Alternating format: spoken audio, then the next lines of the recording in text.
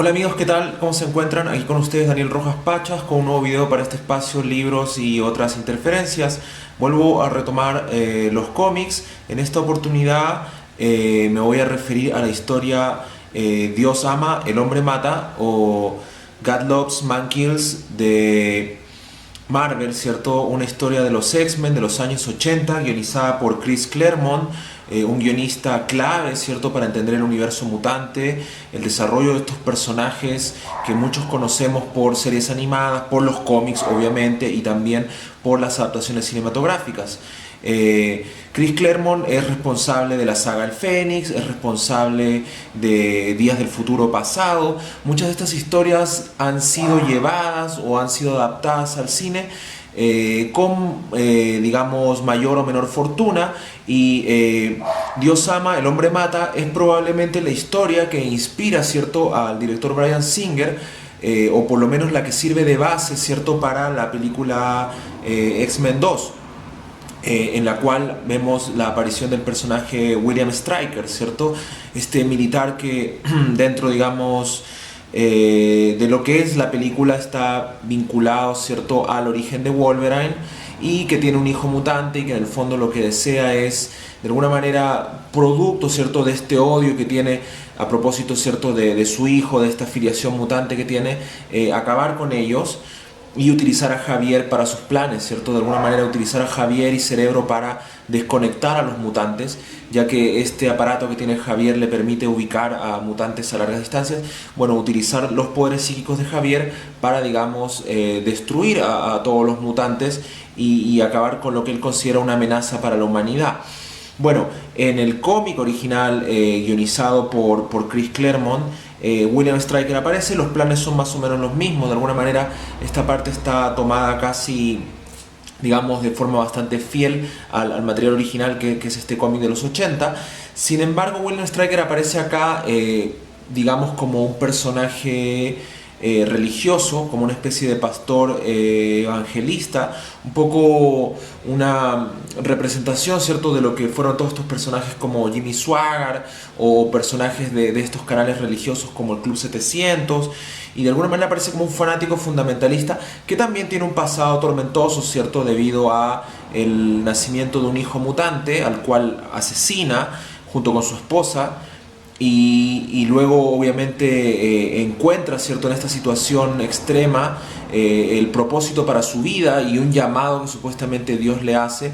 Por eso la historia se entronca fuertemente con el tema religioso, y obviamente tiene todos los elementos que X-Men siempre ha provisto al universo de Marvel, ¿cierto? Marvel se ha caracterizado desde, digamos, su despegue como editorial, sobre todo en la edad de plata de los cómics, por tratar de dar un trasfondo humano a los personajes, tratar de desarrollar historias que vayan más allá del tema de los superpoderes, como por ejemplo en el caso de Peter Parker, Spider-Man, todo el tema de los conflictos adolescentes, el hecho de ser un geek, un nerd, ¿cierto? El tema de la responsabilidad, el tema de crecer con estos poderes, en el caso de los Cuatro Fantásticos, el ser una familia de viajeros, exploradores, científicos, pero que además son figuras públicas y que tienen todo este tema, ¿cierto?, de el hermano mayor, menor, ¿cierto?, las discusiones entre Ben Grimm y la Antorcha Humana, Reed Richards como la figura paterna, Sue Storm como el gran personaje femenino poderoso, digamos, del universo Marvel.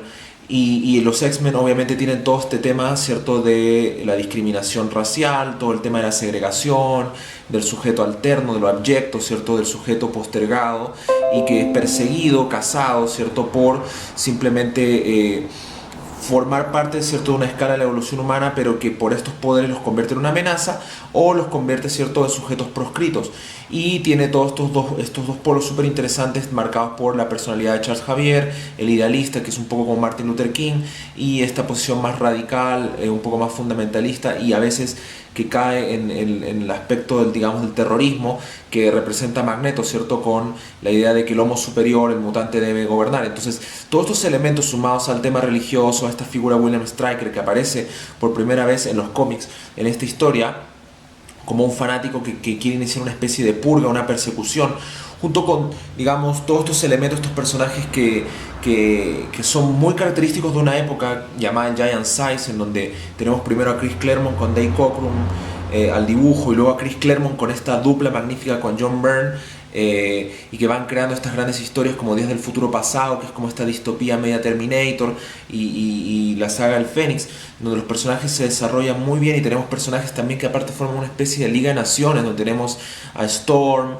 que es africana, ¿cierto? A Coloso, que es ruso, ¿cierto? Kitty Pryde, que es esta joven, digamos, norteamericana, pero de origen judío, Wolverine, canadiense, ¿cierto? Nightcrawler, que tiene todo este elemento, Rondador Nocturno, este personaje que tiene toda esta dualidad, apariencia demoníaca, pero digamos una fe religiosa muy fuerte, que es alemán, ¿cierto? Kurt Wagner, Cíclope como el líder, un poco lo que viene de la formación inicial, ¿no? Y el discípulo y mano derecha directa de Javier, y también teníamos otros personajes como Banshee, ¿cierto? El irlandés, Sunfire, el japonés. Entonces, digamos, es una especie de Liga de Naciones. Hay muchos elementos en juego, creo que Chris Claremont los maneja muy bien. Y en el dibujo, en esta historia en particular, está Brent Anderson, que se destaca por esta historia, pero que también luego vimos trabajos de él en Astro City. Entonces, este cómic, tal como señala Chris Claremont en una entrevista, ¿cierto?, en relación, digamos, a la celebración del aniversario del cómic, también cómo ha servido su traspaso al cine, cómo ha sido su traspaso de esta historia que se vuelve icónica para los X-Men, y su traspaso por Bryan Singer al cine. Él señala que es una historia que nace por un proyecto como una especie de novela gráfica, un poco al margen, ¿cierto?, de la continuidad, utiliza los elementos de la época de X-Men, y también se empapa mucho de esa especie de neoconservadurismo norteamericano del momento, con el gobierno de Reagan, obviamente post todo lo que es Richard Nixon, ¿cierto? Con esta especie también de recuperación como de una especie de triunfalismo americanista, fines de la carrera espacial, pero crisis políticas, económicas, temas raciales que nuevamente están entrando en juego. Entonces hay una serie de elementos, y toda esta especie de neoconservadurismo también religioso es lo que de alguna manera Chris Claremont trata de reflejar. Entonces creo que eso es lo grandioso de los guiones de Chris Claremont, que de alguna manera a lo largo del tiempo se ha tratado de hacer cargo, digamos, de distintos elementos que él ha ido captando en el aire, un poco la sensibilidad de la época, y que él plantea con los X-Men, ¿cierto?, como también una proyección un poco sci-fi, que le permite, digamos, revelar ciertas amenazas, ¿cierto? En un momento la Guerra Fría, en un momento la amenaza nuclear, estos nuevos hombres, hijos del átomo. Entonces creo que es el autor que mejor ha podido comprender a estos personajes, y que ha podido llevarlos a cuotas muy altas, creando estas historias clásicas que luego de 20, 30 años siguen teniendo repercusión. O sea, no es menor saber que esta película de X-Men se hizo ya entrado bastante en los 2000, 2005, 2007 si no me equivoco. Luego la saga El Fénix, que tuvo una muy mala adaptación en la tercera parte, pero que luego viene Días del Futuro Pasado, que borra esa historia, y ahora se quiere replantear nuevamente una nueva saga del Fénix. Entonces, todas estas historias creadas por Chris Claremont siguen teniendo una vigencia. Por eso creo que es un cómic que es muy recomendable. Es un cómic que les voy a dejar en la descripción del video el link para que lo descarguen completo, en una edición digitalizada, que incluye además entrevistas especiales tanto a Brent Anderson como a Chris Claremont, hablando desde el presente de esta historia que ya tiene más de 30 años. Y también, cosa curiosa, yo no lo sabía, esta historia iba a ser originalmente dibujada por Neil Adams, que es un gran dibujante, un maravilloso artista que abandonó el proyecto un poco por diferencias creativas con Marvel, tal como en un momento también lo hizo Jack Kirby. O sea, personajes que estuvieron muy ligados al crecimiento y desarrollo de Marvel, que se fueron desvinculando por situaciones editoriales, pero que iba a tener a cargo el dibujo de esto. Y también digamos, edición que les voy a compartir para que conozcan esta gran historia, incluye también bocetos, trabajos de páginas que alcanzó a dibujar Neil Adams. Entonces es una edición muy interesante, pero que además revela lo importante que fue esta historia en su momento, lo polémica que es, y porque tiene momentos claves. O sea, la historia se centra más que en la acción misma, en el drama, en la situación de fondo con respecto a plantear una nueva situación conflictiva para estos personajes que se ubican dentro de lo abyecto, que se ubican dentro de las víctimas de la normalización, ¿cierto? Como pueden estar también, digamos, cualquier minoría, y que en el fondo la historia nos ha mostrado así: los transgéneros, los homosexuales, la gente de color, los negros, los afroamericanos, las mujeres. En el fondo, X-Men tiene esa particularidad, ¿cierto? Ese es un cómic que, si bien se enmarca dentro de una gran franquicia editorial, dentro de, digamos, una mega producción con mucho merchandising, es una historia que tiene muchos elementos que nos permiten reflexionar con respecto a temas que son muy vigentes y que tienen que ver con voces que son silenciadas, con voces que son postergadas, y la historia lo plantea muy bien. Hay un momento muy interesante en donde Kitty Pryde tiene una discusión acalorada con un compañero, digamos, de una escuela de baile, y luego, digamos, la profesora, una amiga, una especie de mentora, ¿cierto?, humana, una mujer de color, afroamericana, trata de separarlos, y en realidad la discusión se da porque el joven de alguna manera está convencido de los argumentos de Stryker. O sea, la historia te muestra que este personaje ha ido de alguna manera inoculando, digamos, entregando su discurso de odio, su discurso de persecución, de castigo con respecto a los mutantes, de satanización, ¿cierto?, digamos, de estos sujetos con poderes dentro de la sociedad. Y este joven, como una especie de fundamentalista, ataca a Kitty Pryde porque sabe que es mutante. Abiertamente los X-Men también se muestran como mutantes de alguna manera, como una especie de apropiación, salir un poco del closet, ¿cierto?, mostrar su situación y no avergonzarse de su condición de mutantes.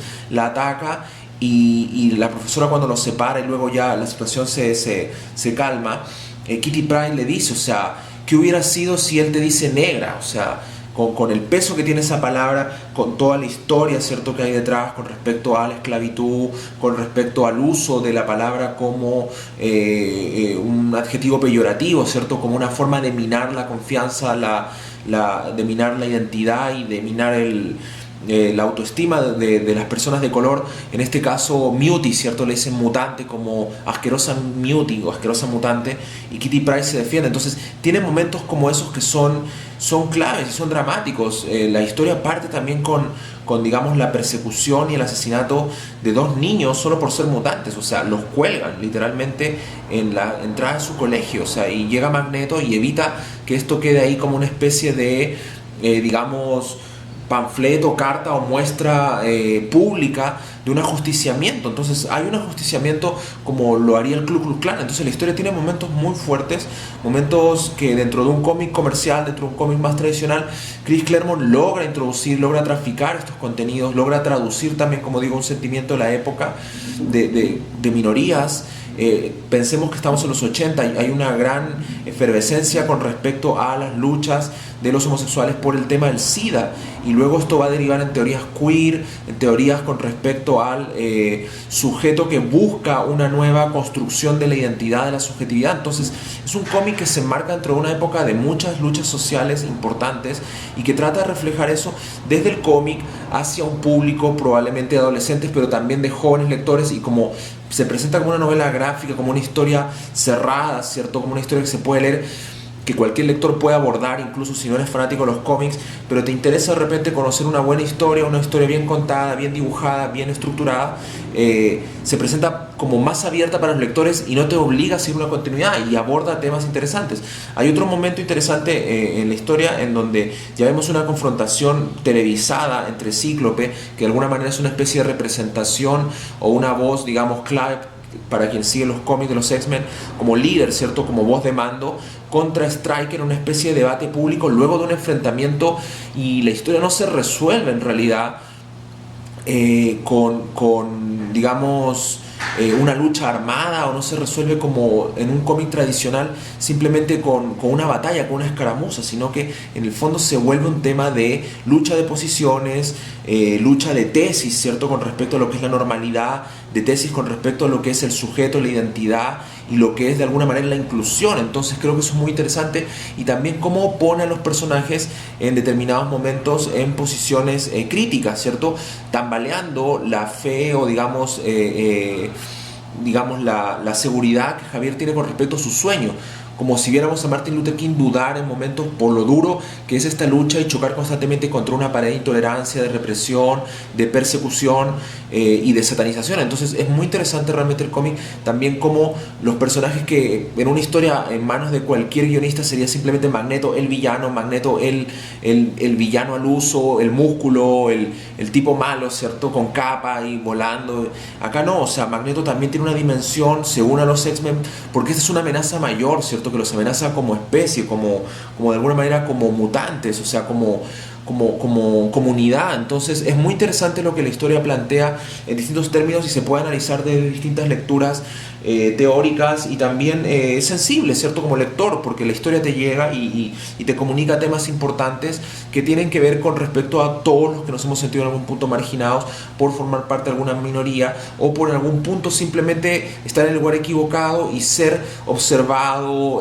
sometido a juicio y estigmatizado. Entonces es una historia muy interesante, se las recomiendo mucho, se deja leer muy bien, es una historia de más o menos 90 páginas, autoconclusiva y que, como les digo, les voy a compartir y espero que la disfruten. Si les gustó, comenten. Gracias por seguir viendo el canal, por compartir, por aumentar las suscripciones, por dar like a los videos y también por verlos, ¿cierto? Y apreciar el espacio que está construido para ustedes.